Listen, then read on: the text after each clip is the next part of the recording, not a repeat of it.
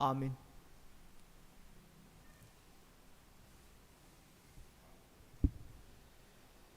Bapak, Ibu, dan saudara-saudara yang terkasih,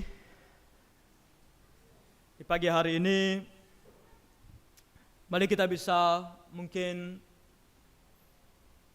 mengingat dan melihat kepada kehidupan kita yang terkadang atau mungkin sering sekali atau mungkin kita bilang hampir setiap hari kita menghadapi kesusahan dan kesulitan.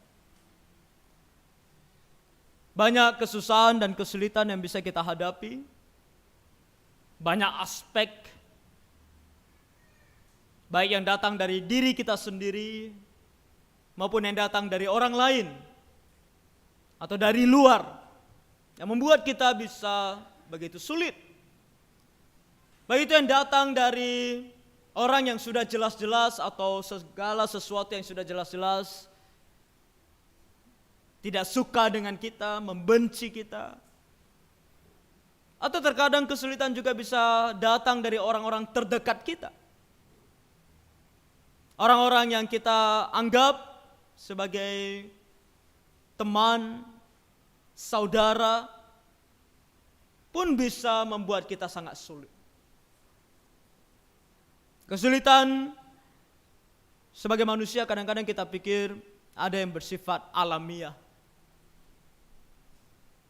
Kalau orang sudah umurnya tinggi, sudah masuki 60-an, 70-an,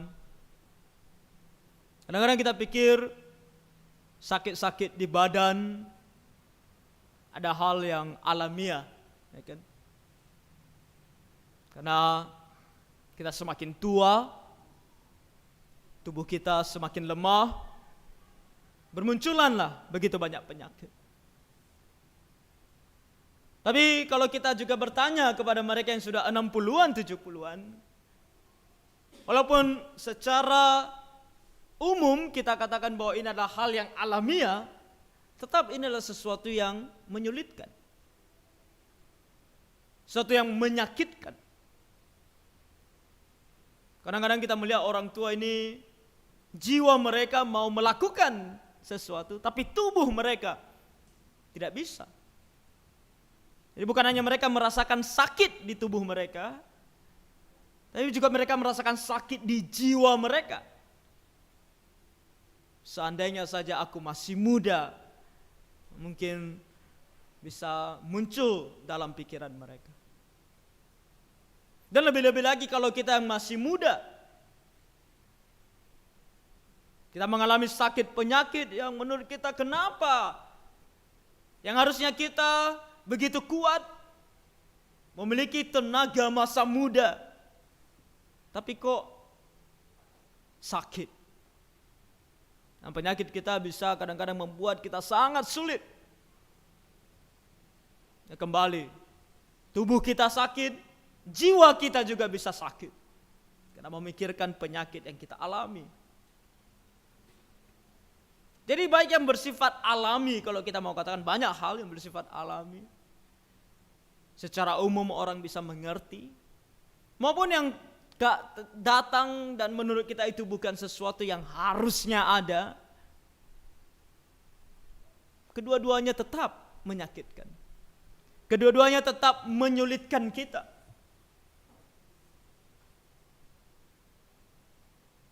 Dari diri kita sendiri, dari tubuh kita sendiri, dari alam, bisa berupa bencana alam.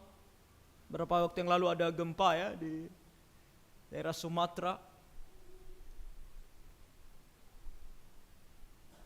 Saya pernah merasakan gempa di tahun 2005 ketika saya masih SD, waktu itu kelas 6. Nah,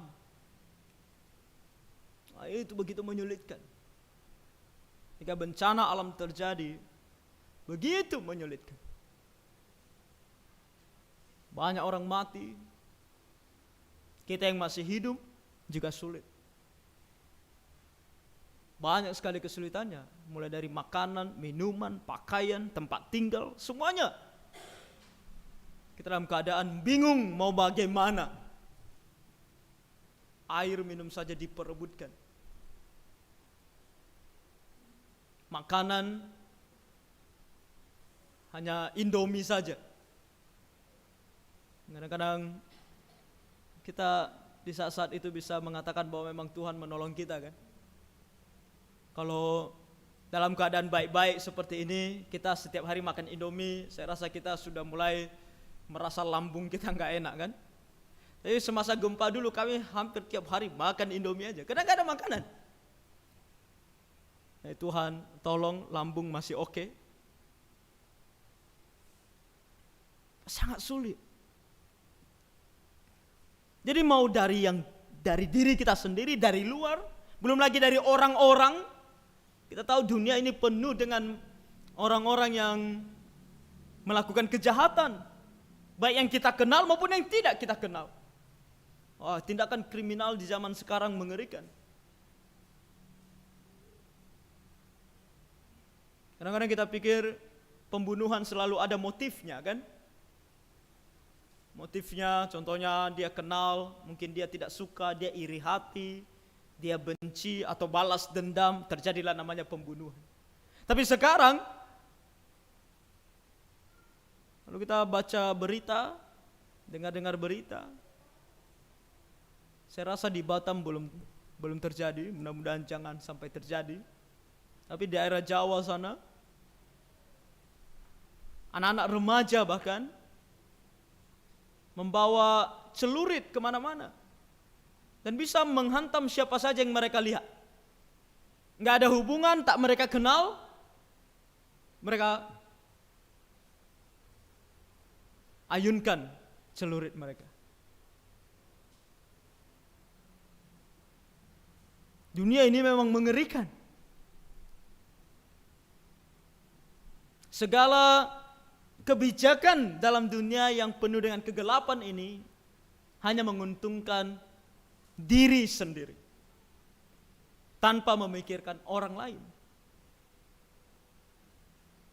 Makanya dalam dunia ini tidak ada yang namanya 100% bisa diterima. Selalu ada pro dan kontra.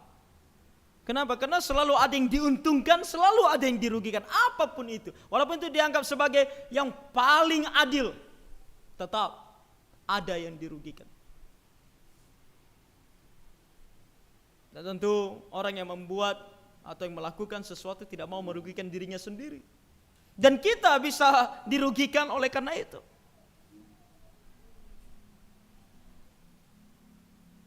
Lalu bagaimana kita menghadapinya? Kalau dunia ini penuh dengan kesulitan, penuh dengan kekecewaan. Minggu lalu ketika kita membaca 1 Petrus pasal 4 ini, khususnya ayat 12 sampai 17, Tuhan ingatkan kita supaya jangan heran, jangan terkejut. Kalau dalam dunia ini kamu mengalami begitu banyak kesulitan, jangan terkejut. Sebaliknya, bersukacitalah dan memuliakan Tuhan. Orang Kristen pun tak terlepas dari kesulitan. Kalau kamu sudah percaya kepada Tuhan Yesus, bukan berarti bahwa kamu tidak akan sakit lagi. Bahwa usahamu akan selalu berhasil. Bahwa kamu akan menjadi orang yang kaya raya. Tidak demikian. Tuhan tidak pernah menjanjikan ini. Yang Tuhan katakan kepada kita adalah, jangan heran saudara-saudara kalau kamu menghadapi begitu banyak kesulitan dalam hidupmu. Baik itu berupa sakit, penyakit maupun kemiskinan. Kesulitan karena ekonomi. Jangan terkejut. Bersukacita dan memuliakan Tuhan. Dan di pagi hari ini, bagaimana caranya kita bisa bersukacita dan memuliakan Tuhan? Kita menghadapi begitu banyak kesulitan. Kalau kita mau bicara kepada Tuhan, bukankah lebih baik kan? Kadang-kadang manusia bisa sangat egois dan mengatakan kepada Tuhan, kalau memang Engkau mengasihi aku, maka lepaskanlah semuanya ini, ya kan? Dan itu harapan begitu banyak orang Kristen. Berpikir kepada Tuhan, Tuhan, kalau Engkau memang Tuhanku dan aku adalah anakmu, maka harusnya hidupku baik, ya kan? Engkau adalah raja di atas segala raja. Engkau adalah Tuhan yang berkuasa terhadap segala sesuatu. Maka harusnya apa yang kubutuhkan bisa Engkau berikan, ya kan? Benar, Tuhan adalah Maha Kuasa. Benar bahwa Tuhan bisa berikan apa saja yang kita mau. Tidak ada yang tidak bisa dilakukan oleh Tuhan. Itu benar. Tapi kadang-kadang kita manusia harus mengingat kita siapa. Dan Tuhan siapa. Walaupun kita sudah percaya kepada Dia, bukan berarti kita naik level menjadi level yang bisa bernegosiasi dengan Tuhan. Atau bahkan mengatur Tuhan. Orang Kristen banyak yang mencoba mengatur Tuhan. Makanya ada ajaran seperti mengklaim kepada Tuhan. Klaim. Kamu mau apa? Klaim. Klaim kan? Kamu mau umur berapa kamu sudah memiliki rumah mewah, mobil mewah? Klaim. Dalam nama Tuhan mereka bilang. Klaim. Bukan itu yang Tuhan ajarkan dalam firman-Nya. Ini semua filosofi dunia yang dimasukkan di dalam kekristenan. Filosofi positive thinking, filosofi mengenai jiwa manusia yang menurut manusia dimasukkan dalam kekristenan. Dan sayangnya banyak yang mengajarkan dan banyak yang percaya. Karena menyenangkan kan? Siapa yang tidak suka, ya kan? Tapi pada waktunya akan terbukti sebagai sebuah kebohongan. Karena bukan itu yang dikehendaki oleh Tuhan. Yang dikehendaki oleh Tuhan ini, bahwa kamu dalam hidupmu dalam dunia ini tidak akan terlepas dari kesulitan. Makanya di sini hal yang pertama yang mau Tuhan katakan di ayat 18 adalah terima kenyataan ini. Terima. Kita tidak sepantasnya dan seharusnya mempertanyakan kebijaksanaan Tuhan. Tapi Tuhan katakan kepada kita, terima. Karena di sini dikatakan di ayat 18, dan jika orang benar hampir-hampir tidak diselamatkan. Apa maksudnya di sini hampir-hampir tidak diselamatkan? Nah, ini bukan berbicara tentang keselamatan masuk surga. Bukan berarti kalau kita sudah percaya kepada Tuhan Yesus masih ada keraguan apakah kita diselamatkan atau tidak. Apakah kita masuk surga atau tidak. Nah, sebetulnya Petrus di sini mengutip ayat dalam Perjanjian Lama dan ini mungkin bisa membuat kita lebih jelas. Mari kita lihat Amsal pasal 11. Amsal pasal 11 ayat 31.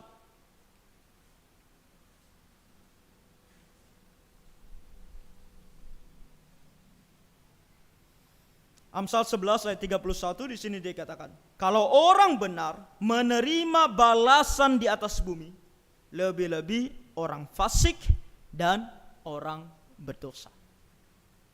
Ini kutipan Rasul Petrus yang dia gunakan kata lain, tapi maknanya sama. Yaitu kalau orang benar menerima balasan di atas bumi. Kalau Petrus bilang, dan jika orang benar hampir-hampir tidak diselamatkan. Artinya keselamatan yang dimaksudkan di sini bukan keselamatan masuk surga, tapi keselamatan yang menurut kita sesuatu kebaikan-kebaikan dalam dunia. Dan Petrus bilang, hampir-hampir kamu tidak diberikan kebaikan itu.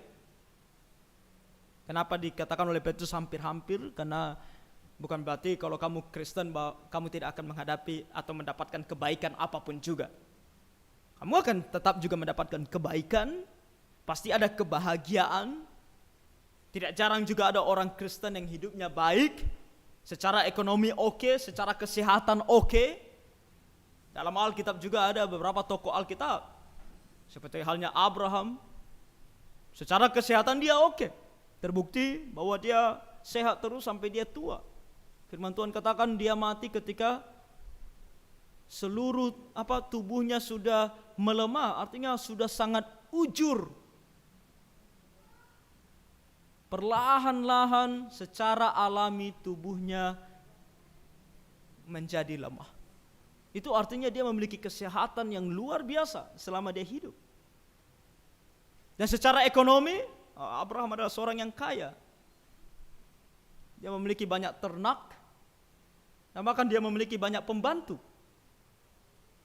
Ingat waktu dia selamatkan Lot, dia pergi berperang hanya dengan membawa para pekerjanya.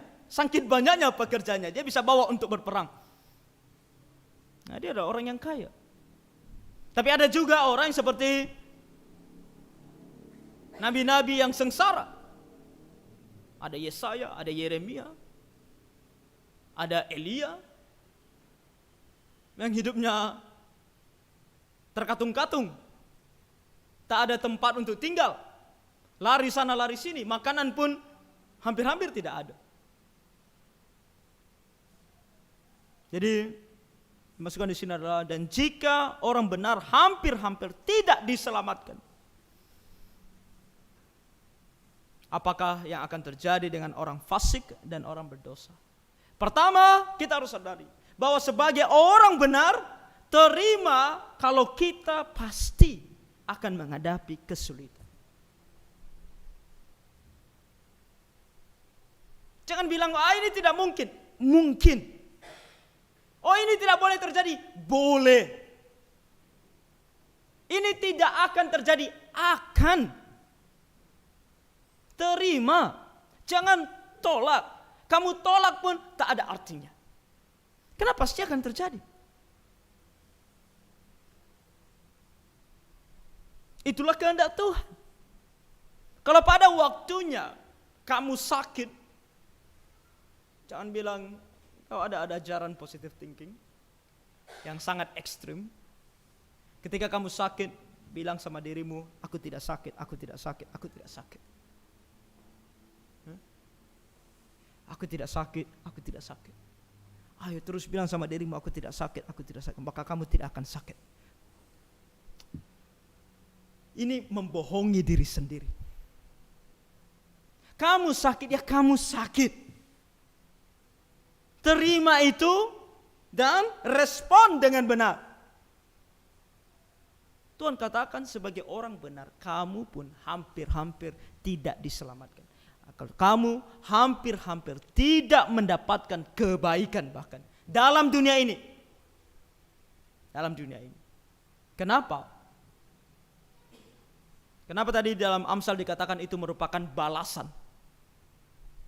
Karena dosa. Setelah kita percaya kepada Tuhan Yesus, kita masih hidup dalam dunia yang berdosa. Kita masih mengenakan tubuh yang berdosa.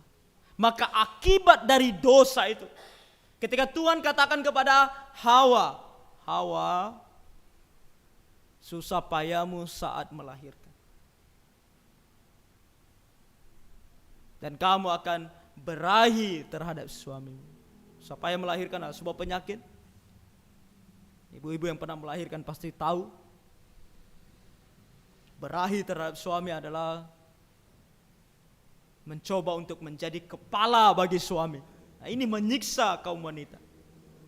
Makanya sampai hari ini, dari zaman dahulu kala sampai hari ini, yang selalu diperjuangkan adalah supaya kaum wanita bisa setara dengan kaum pria, atau mungkin lebih tinggi dari kaum pria. Karena ini mengganggu mereka. Itu adalah hukuman atas dosa.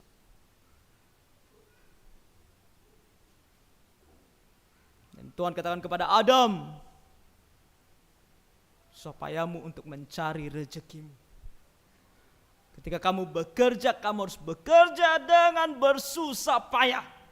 Jangan berharap kamu sudah percaya kepada Tuhan Yesus, maka pekerjaanmu semuanya akan mudah. Tidak, kamu harus tetap bekerja keras. Jangan pikir kalau kamu sudah percaya kepada Tuhan Yesus, yang dulunya kamu kerja berkeringat, sekarang tidak berkeringat. Kamu berkeringat tetap. Kamu akan tetap lelah, kamu akan tetap capek, Dan kamu harus lakukan kalau mau makan. Itu yang Tuhan maksudkan di sini. Penderitaan jasmani ini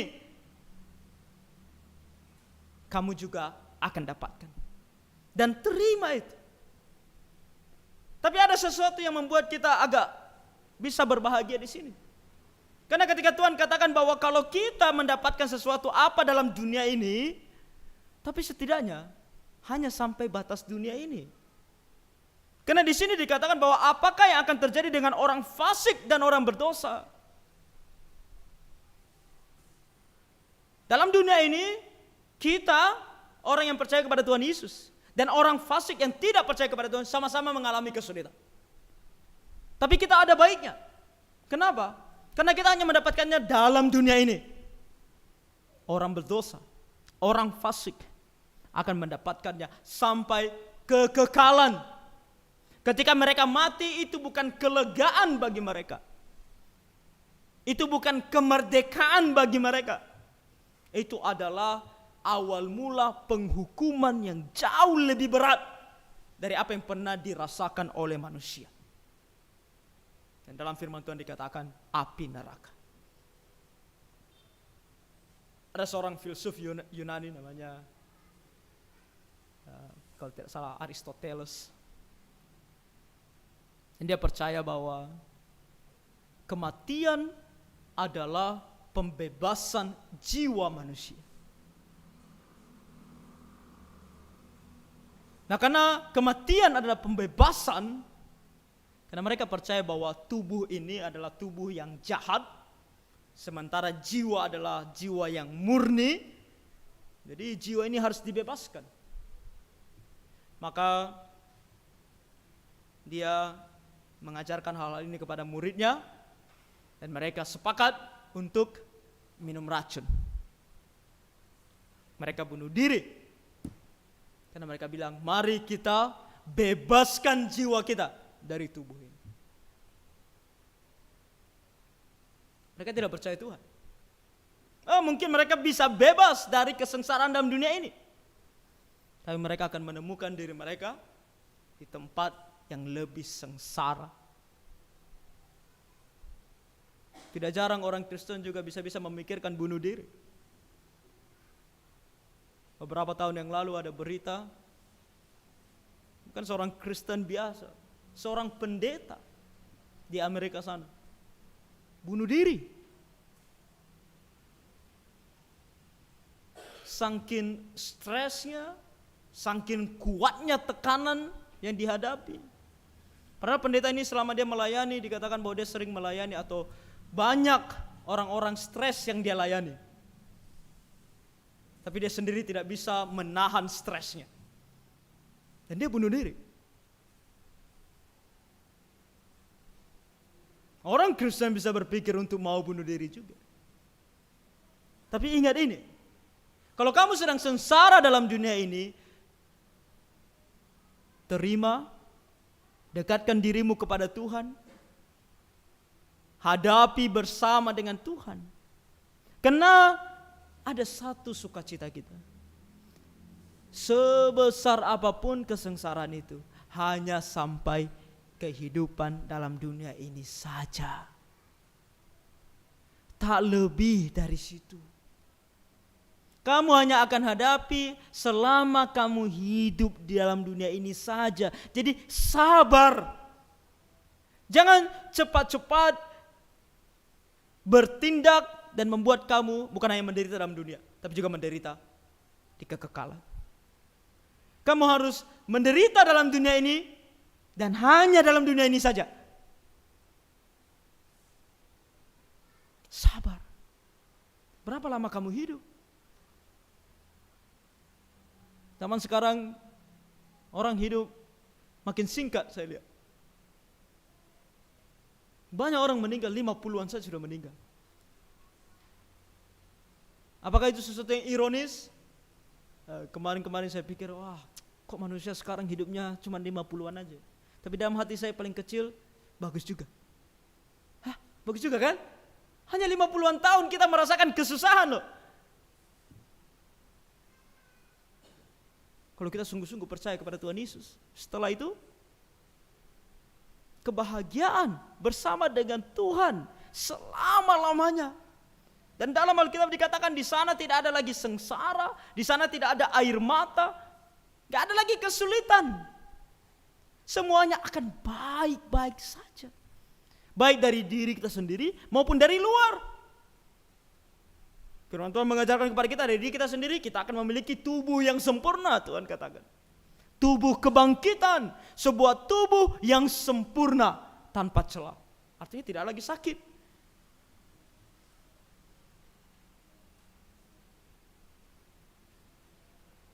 Dari luar tak ada bencana alam. Dari orang-orang di sekitar tak ada yang juga memikirkan kejahatan. Karena semuanya adalah orang-orang yang juga sudah disempurnakan oleh Tuhan di sorga. Dan sorga adalah tempat yang sempurna. Jadi ketika kita menghadapi kesulitan Bapak Ibu, saya mau menekankan ini. Bahwa bukan kita orang Kristen, bukan orang-orang yang mau lari dari kesulitan. Dengan cara apapun juga. Baik lari secara fisik, ada orang Kristen lari secara fisik. Mau hadapi kesulitan, dia lari, tinggalkan kesulitan itu. Kita juga orang Kristen tidak mau lari dengan cara psikologi. Banyak orang mau lari secara psikologi seperti saya katakan tadi, positive thinking lah. Bicara kepada diri sendirilah. Kalau kamu sakit, bilanglah sama dirimu, aku enggak sakit. Kita tidak seperti itu. Kita berserah kepada kehendak Tuhan. Itulah yang dikatakan di ayat 19 kemudian. Kalau kita sudah sadari ini sebagai kehendak Tuhan, bahwa kehendak Tuhan bagi kita adalah memang dalam hidup kita akan mengalami kesulitan. Itu memang benar. Maka Tuhan katakan kepada kita ayat 19. Karena itu baiklah juga mereka yang harus menderita karena kehendak Allah. Kita menderita karena kehendak Allah. Sakit penyakit ya itu adalah kehendak Allah. Bencana alam itu kehendak Allah. Orang-orang di sekitar kita membenci kita itu adalah kehendak Allah. Orang-orang di sekitar kita menyakiti kita itu adalah juga kehendak Allah. Tidak ada sesuatu dalam dunia ini yang tidak terjadi karena kebetulan. Semua Tuhan kontrol. Tak ada yang Tuhan tidak kontrol. Maka kalau kamu sudah tahu ini adalah kehendak Allah, maka apa yang harus kamu lakukan? Mau bilang Tuhan jahat? Kalau Tuhan izinkan penyakit terjadi dalam hidupmu, lalu kamu bilang, Tuhan kenapa kamu jahat sekali izinkan penyakit ini datang dalam hidupku? Tuhan katakan apa? Kalau kamu sadar ini kehendak Allah, menyerahkan jiwanya, menyerahkan dirinya kepada Tuhan, berserah, datang kepada Tuhan dalam segala kerendahan hati, meminta Tuhan untuk menyertai, menguatkan, menolong. Ketika kita sakit, datang kepada Tuhan, memohon.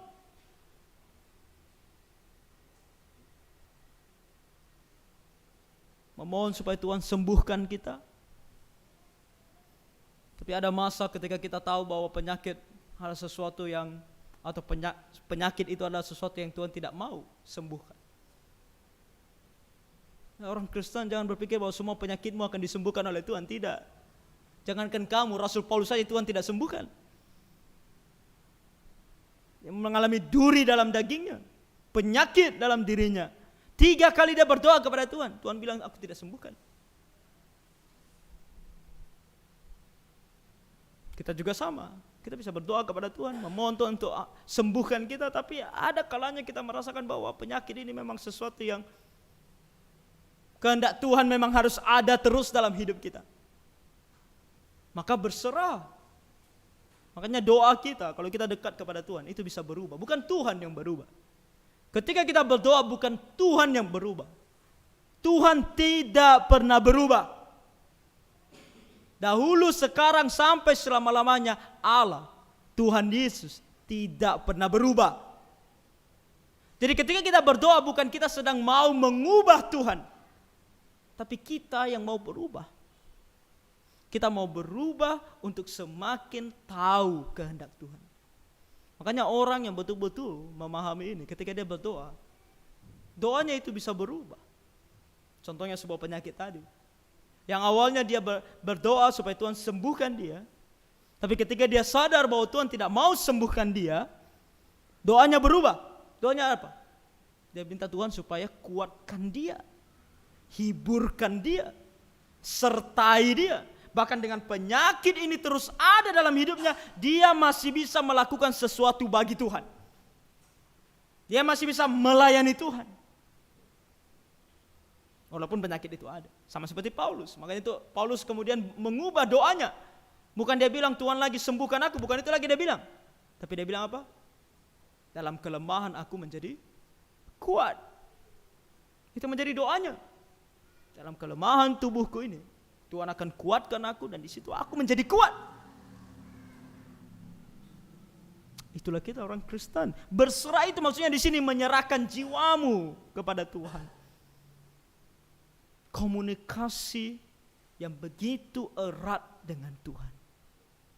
Dan selalu menyadari bahwa apapun kesulitan dalam hidup ini selalu ada Tuhan.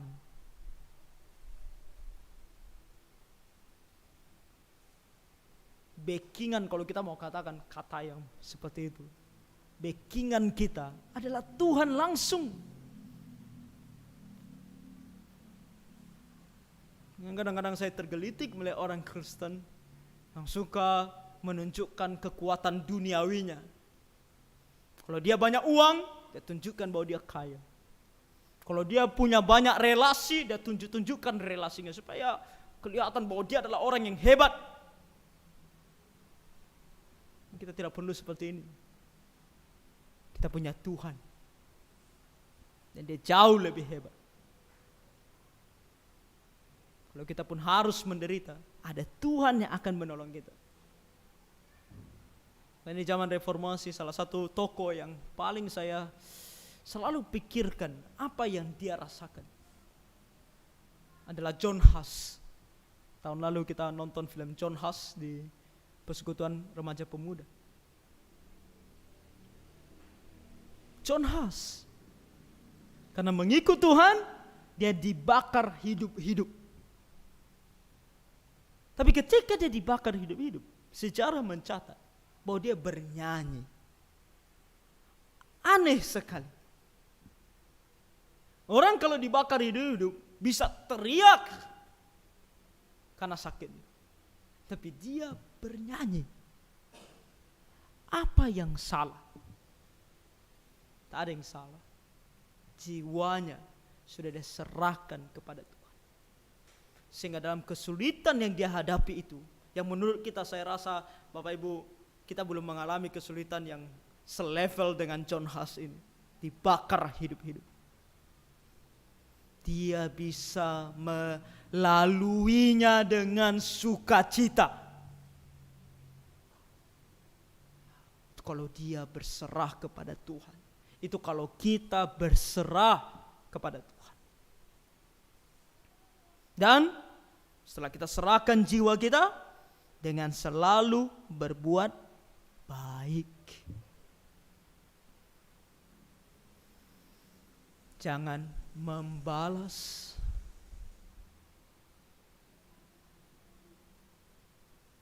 Jangan mengumpat.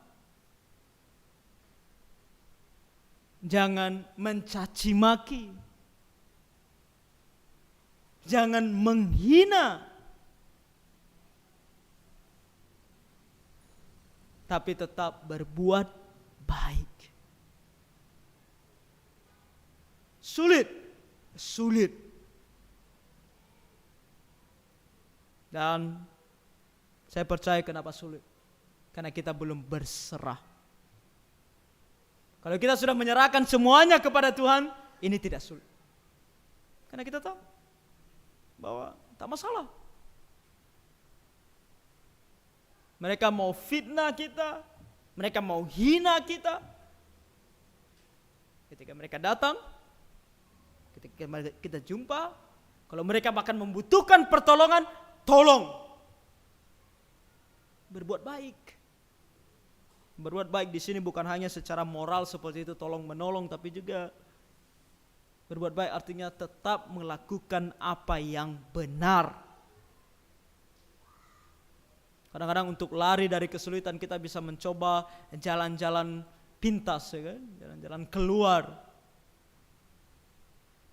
Kita pikir ini sesuatu yang berhikmat. Tuhan bilang tidak, lakukan tetap di jalur yang benar. Walaupun sulit, walaupun susah, persentase keberhasilannya mungkin lebih rendah, tapi karena ini yang benar, tetap jalankan itu. Dan berserah kepada Tuhan, kepada pencipta yang setia. Sangat penting. Kenapa Rasul Petrus mengatakan kepada kita kepada pencipta yang setia? Jarang sekali kan digunakan kata ini. Ketika dikatakan berserah, biasanya berserah kepada Tuhan, berserah kepada Allah. Tapi kenapa Petrus mengatakan berserah kepada pencipta? Untuk kita bisa ingat bahwa Tuhan kita adalah Sang Pencipta. Dari yang tidak ada jadi ada. Apa susahnya bagi Dia untuk menolong kamu menghadapi kesulitan dalam hidupmu? Tak ada susahnya. Dia adalah Sang Pencipta. Jangan jauh-jauh pergi, lihat saja dirimu, tubuhmu sendiri. Betapa berkuasanya Dia ketika Dia ciptakan kamu. Dia ciptakan kita begitu berkuasanya dan begitu berhikmatnya. Sebagai pencipta bukan hanya maha kuasa Dia, tapi juga maha tahu. Dia tahu segala sesuatunya. Buktinya Dia ciptakan kita, Dia tahu apa yang kita butuhkan. Mata kita Dia taruh di depan. Bayangkan saja kalau mata kita ada di belakang. Kenapa ada di depan? Karena Tuhan tahu kita butuh mata di depan. Kenapa hidung kita menghadap di bawah? Karena Tuhan tahu. Kita butuh hidung yang menghadap ke bawah. Karena kalau menghadap ke atas bahaya sekali. Kamu tidak bisa pergi berenang. Jangankan berenang, kena air hujan saja kamu tidak bisa kena hujan. Karena hidung kamu akan menampung air. Kita mungkin mengatakan ini ya memang lucu kalau punya hidung terbalik. Tapi itulah Tuhan yang menciptakan kita. Betapa Dia tahu apa yang kita butuhkan. Kenapa tangan kita memiliki jari? Lihat ciptaan manusia. Kita lihat saja kartun kan yang diciptakan oleh manusia atau alien-alien yang dipikiran manusia itu. Bentuknya tidak proporsional. Badannya tidak memiliki fungsional yang benar. Tuhan tidak ciptakan kita seperti kartun yang hanya begini aja tangannya yang pegang sesuatu begini. Tuhan ciptakan kita dengan tangan yang ada jarinya. Karena Tuhan tahu kita butuh jari. Jadi apa yang kamu butuhkan untuk menghadapi kesulitan dalam hidupmu, jangan pikir Tuhan tidak tahu. Tuhan tahu. Maka berserah kepadanya. Dan ditambahkan di sini bukan hanya karena Dia maha kuasa, Dia maha tahu, tapi dikatakan di sini Dia setia. Kalau Tuhan hanya maha kuasa, kalau Dia hanya maha tahu, tapi tidak setia, kita bisa kecewa kan? Makanya sekarang sering sekali saya lihat kalau anak-anak muda ditanya, apa tipe pasanganmu? Sekarang kayaknya anak-anak mulai merasa bahwa yang paling penting adalah setia. Ya kan? Percuma dia ganteng, ya kan? Atau cantik. Percuma dia kaya. Tapi tidak setia. Apa gunanya? Toh pada akhirnya kita kecewa. Hanya kata-kata orang-orang muda adalah aku tidak butuh hartamu, dia bilang. Aku tidak butuh kegantenganmu, aku hanya butuh perhatianmu. Perhatian hanya bisa diberikan oleh kesetiaan. Kalau kamu tidak setia, bagaimana kamu bisa memberikan perhatian? Bayangkan saja kalau kamu menikah dengan seseorang yang kerjaan tadi mana, dia selalu kirimkan kamu uang yang banyak, kamu punya mobil mewah, kamu punya rumah mewah, kamu pikir kamu bahagia? Kamu tidak bahagia. Karena kamu butuh kesetiaan. Apalagi kalau kamu dengar di luar sana dia punya istri lain. Kamu kecewa. Tuhan setia. Kamu tidak akan pernah kecewa. Tak pernah. Kalau kamu berserah kepada Tuhan, kamu tidak akan pernah kecewa. Tidak pernah. Satu hal yang mungkin saya tutup dengan kesaksian. Ketika saya kuliah dulu di FIBC, kuliah itu sangat susah. Kita satu semester bisa ambil 9 sampai 10 mata kuliah. Satu mata kuliah bisa tugasnya 4 sampai 5 tugas. Belum lagi kuis-kuisnya. Dan satu mata kuliah yang paling sulit adalah bahasa asli, bahasa Ibrani, bahasa Yunani. Dan guru Yunani kita adalah guru yang paling kita takuti. Dia juga adalah ibu asrama kita. Dan dia sengaja membuat setiap hari Senin selalu ada kuis. Kamu gak bisa di kuisnya, kamu bisa habis dimarahi sama dia. Jadi setiap mahasiswa pasti sangat gugup sebelum hari Senin. Tapi sayangnya sebelum hari Senin kan hari Minggu kan. Hari Minggu adalah hari kudus Tuhan. Jadi kita mahasiswa diberikan pilihan. Oke, ibadah di pagi hari ada. Tapi ada juga ibadah sore. Di antara kalangan mahasiswa ini menjadi dilema. Kamu ibadah di pagi, oke, semua sepakat harus ibadah di pagi. Tapi sore, ibadah enggak? Banyak yang merasa, kan udah ibadah tadi pagi, ngapain lagi ibadah sore? Mendingan waktu yang ada digunakan untuk belajar. Ketika saya masuk, saya pikir-pikir, mana yang benar? Tuhan memberikan saya pertolongannya untuk mengatakan hari Minggu adalah hari kudus Tuhan, harus fokus untuk beribadah kepada Tuhan. Lalu saya bilang, pagi ibadah, siangnya kita latihan paduan suara, pulang udah lelah, istirahat sebentar, bangun, ibadah sore lagi. Nah, ibadah sore agak jauh dari kampus, jadi kita di jalan saja sudah hampir 40-an menit, mau 1 jam kadang-kadang, tergantung trafiknya. Pulang pergi, di jalan saja sudah hampir 2 jam. Belum lagi ibadahnya, makanya nanti kita sampai di asrama pulang dari sana sekitar jam-jam 8 malam. Wah, udah habis waktu begitu banyak. Tapi apakah kita rugi? Well, saya mau katakan bahwa bukan karena melakukan ini maka mulus, tak mulus. Nilai saya waktu kuliah pas-pasan. Tapi apakah saya merasa kecewa?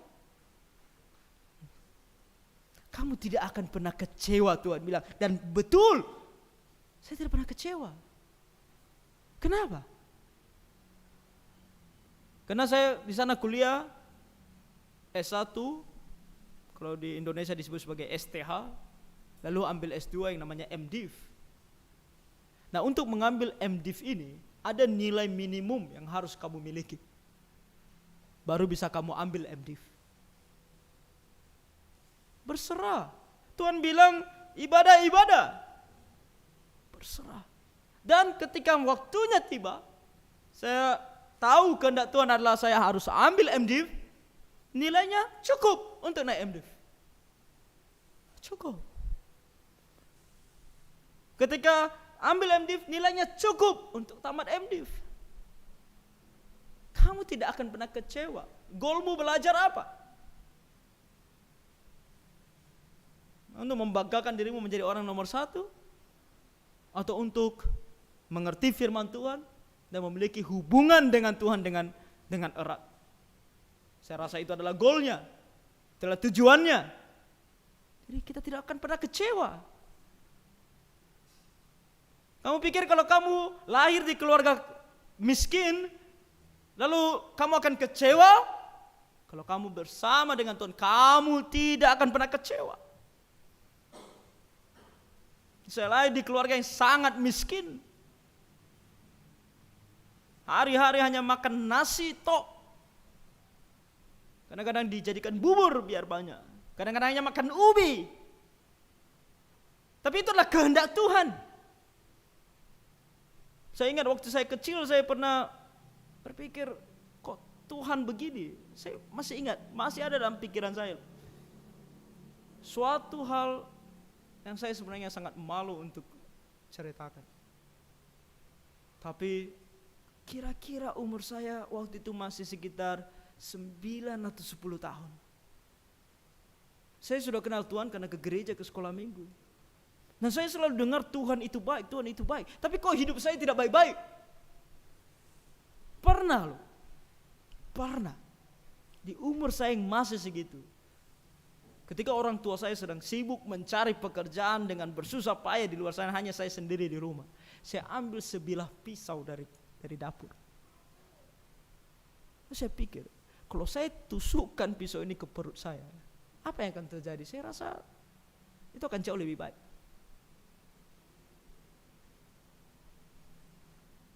Dengan pertolongan Tuhan itu tidak terjadi tentu.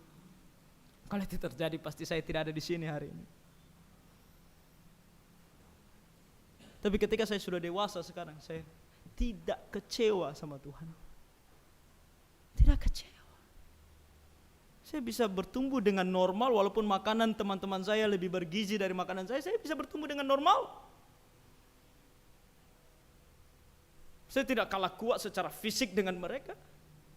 Secara belajar, dengan pertolongan Tuhan, kita juga bisa belajar mengimbangi mereka. Walaupun mereka minum susu, makan vitamin, makan daging, kita hanya makan nasi tok. Ini bukan saya katakan supaya kita, kalau kita miskin lalu kita tidak usah berusaha. Bukan. Jadi kalau kamu sudah berusaha, tapi masih miskin juga, tak masalah. Kamu tidak akan kecewa, berserah kepada Tuhan. Ini harus kita ajarkan kepada anak-anak kita khususnya. Kadang-kadang anak-anak kita banyak mintanya dan pikir bahwa mereka harus sama seperti orang lain. Tidak. Makanya guru saya selalu ingatkan kami, jangan bandingkan dirimu dengan orang lain. Tapi hidupi hidupmu sesuai dengan kehendak Tuhan. Maka kamu tidak akan pernah kecewa. Jadi Bapak Ibu, pagi hari ini saya mau menekankan ini kepada kita. Hidup kita tidak akan mudah. Pasti tidak akan mudah. Tapi jangan takut. Karena Tuhan akan menyertai kita. Tapi kita hanya akan bisa merasakan penyertaan itu kalau kita berserah kepadanya. Terus melakukan apa yang baik. Karena Dia adalah Sang Pencipta yang setia. Kamu berserah kepadanya, kamu tidak akan kecewa. Karena Tuhan menolong kita. Mari kita berdoa. Bapa Surgawi, terima kasih untuk firman-Mu. Ajarlah kami Tuhan dalam kehidupan kami pribadi lepas pribadi. Dan juga dalam kehidupan kami dalam bergereja.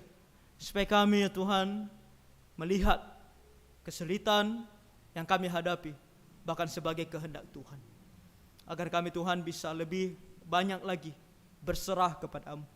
Dan melakukan apa yang benar dan baik di hadapan-Mu. Seraya selalu percaya dan ingat bahwa Engkau adalah Sang Pencipta kami yang setia. Engkau begitu maha kuasa dan Engkau begitu maha tahu. Tolong kami Tuhan, supaya iman kami sungguh bisa sebesar ini. Dalam nama Tuhan Yesus kami memohon. Amin.